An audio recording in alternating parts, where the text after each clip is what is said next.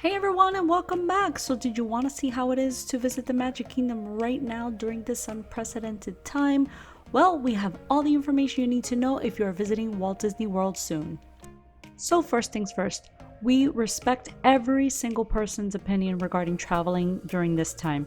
We understand some travelers may be extremely hesitant to venture out, especially to a theme park. But we are just here to point out some of the pros and cons of traveling to Disney and help others who may choose to travel. With that being said, let's jump right in. So, what can you expect when you're going to the parks? Well, first you must make a reservation to visit the parks. The reservation process is new, but it's relatively easy and must be done prior to your visit. A link to information about the reservation system will be in the description below. So, what should you expect when you're entering the parks? Before entering the parks, you will have your temperature checked and you must have a face covering that meets Disney standards. So you might be wondering to yourself, what is the Disney standard for face covering? So, the face covering has to cover your nose and mouth completely and have straps that go around the ears or the head. Bandanas or neck gaiters that are kind of like a scarf that go around your neck do not count as a face covering and you will be turned away or asked to change it before you enter the park. The face covering has to be worn at all times during your visit to the parks, except while eating, and we'll talk a little bit more about that later in the video. Once you pass the screening and security areas, you'll find floor markers and cast members to ensure proper social distancing while waiting in line for the monorail or the ferry boat. On our trip, we opted for the ferry boat since it's a quicker and more scenic ride with increased safety in mind. I mean, who doesn't love and enjoy this view? Since the ferry boat has plenty of open windows, it allows for more air circulation, which can help decrease the chances of getting sick, although never a guarantee, of course. There were also floor markers on the ferry boat to show where you and your family should stand, which definitely helped to take the guesswork out of where you and your family should be. As for the monorail, Disney did install plexiglass barriers inside the cars to help keep guests safe, so they've definitely taken precautions there as well, but we felt more comfortable on the ferry because of the air circulation.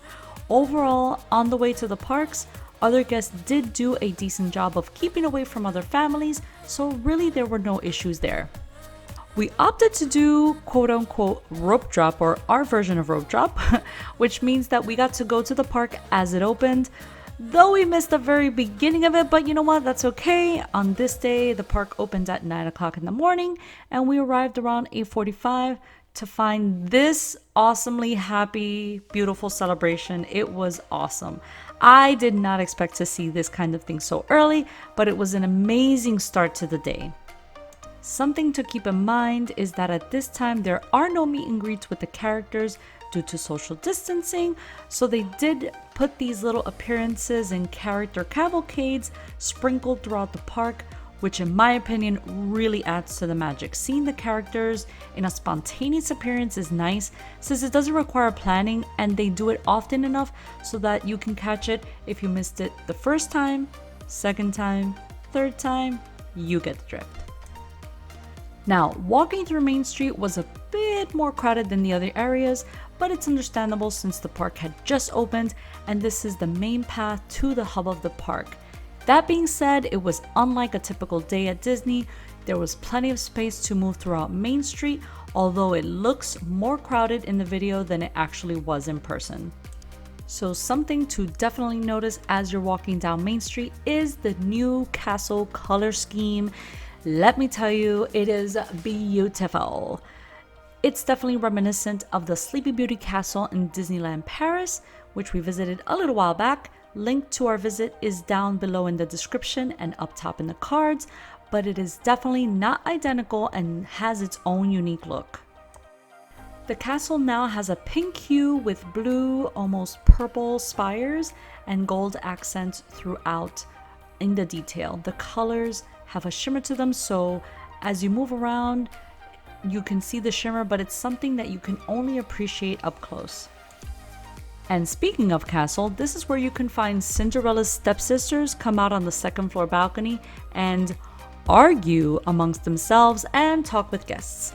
I really enjoyed seeing them interacting with the guests below, socially distanced of course, and it was a great way to meet them in a safe way. Behind the castle is where we also spotted a hand washing station. These have been placed around the parks in areas where restrooms may be further than the normal. There are also hand sanitizing stations before and after each ride, and they are also found in various areas around the park. These are automatic, so there's no hesitation in using them, and we definitely made sure to put them to good use pretty much every single time we saw them. Some of them, but very few of them, were out of hand sanitizer, but we were sure to find another one really close by, and it doesn't hurt to tell a cast member when you see one that's out. Okay, let's talk about one specific ride, Splash Mountain. As many of you have already heard or may not have heard, Splash Mountain is being rethemed to The Princess and the Frog. And while no date has been set on the change, we made sure to ride it one last time before changes were made. This was the first ride of the day and we had a 5-minute wait. Since when have you had a 5-minute wait? Probably never. The line definitely looks long from the outside, but it's only due to social distancing measures. Disney also added partitions between the Fast Pass line and standby lines for added protection. At the time of this video, Fast Pass is not available except to guests who had trips planned prior to the closures, but standby lines are their lowest I've seen in years, so it's really not needed at this time. Now, let's talk Splash Mountain merchandise. At the time of this video, there is none. Nada. Trust me. I wanted a piece of the mountain, but the main Splash Mountain store was closed, and the photo shop didn't have anything except for some regular Disney classics like Mickey and Minnie Mouse merchandise. The only thing that you can get at this point is a pressed penny or a Splash Mountain photo. By the way, you can blame all the resellers and eBayers for buying out all of the merchandise. Let's talk face masks. So you're probably wondering, can I remove my face mask at any point? Yes, face coverings can be removed while eating, stationary away from other guests. This means that you cannot be eating or drinking, yes, this includes water while walking, and must remain still while eating in an area that's at least 6 feet or more away from guests. Now, this was not always the rule, but guests started taking advantage of the fact that they could remove their face masks while drinking and would roam the park with a bottle or other beverage in hand, claiming that they were working on drinking when in fact they weren't.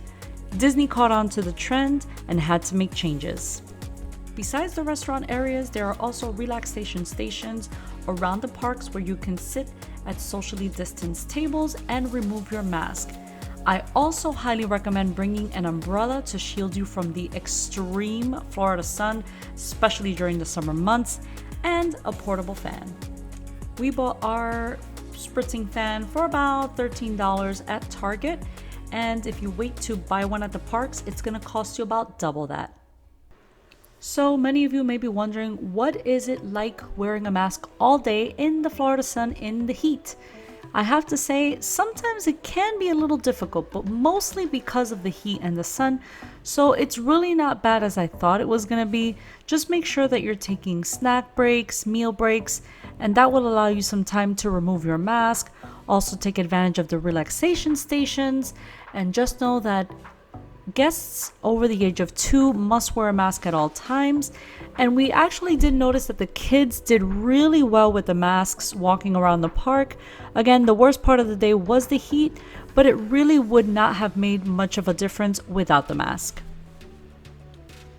So speaking of eating, mobile ordering your food is highly encouraged.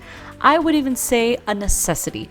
Mobile ordering will allow you to limit the amount of time you're waiting in line, since you can order your food before arriving to the restaurant.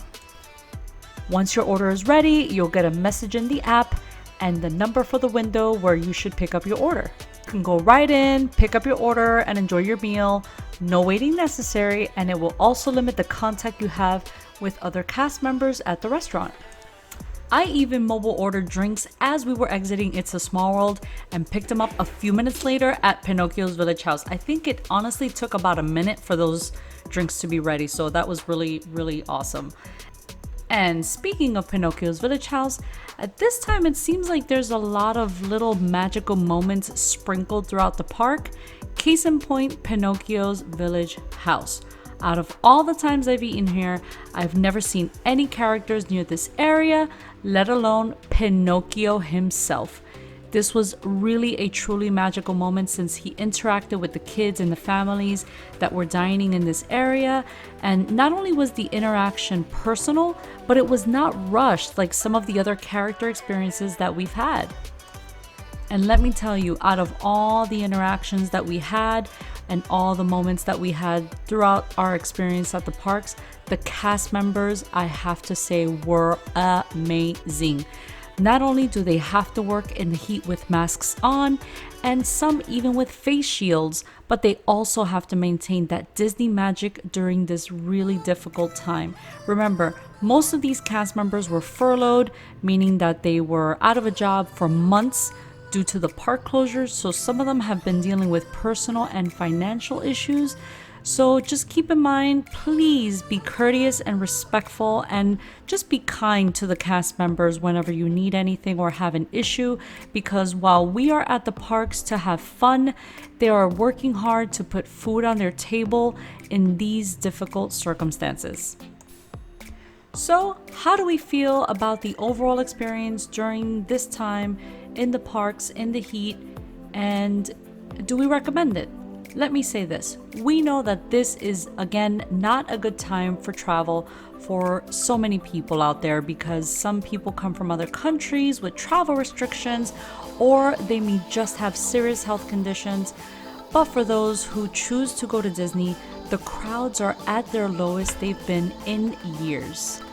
Though there are definitely risks, especially with any type of travel right now, I have to say Disney has done an amazing, superb job with their safety measures.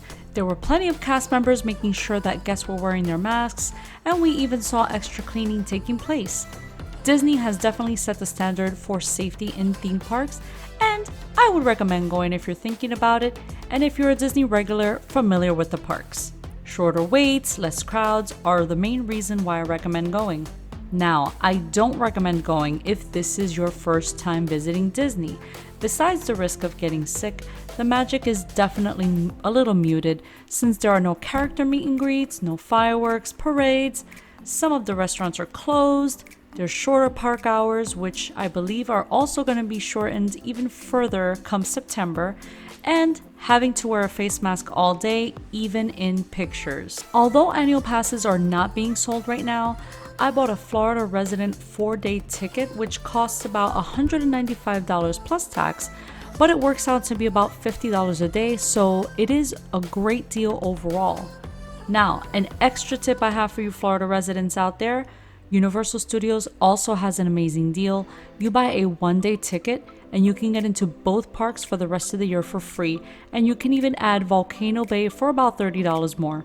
More information and links in the description below. So guys, we hope that you found this video informative. If you did, please give it a big thumbs up, comment down below if you've traveled anywhere and what your experience has been like during this time, and if you haven't already, join us and subscribe. Just click on that subscribe button. And until next time, everyone, please be safe out there, and we'll catch you next time. Bye!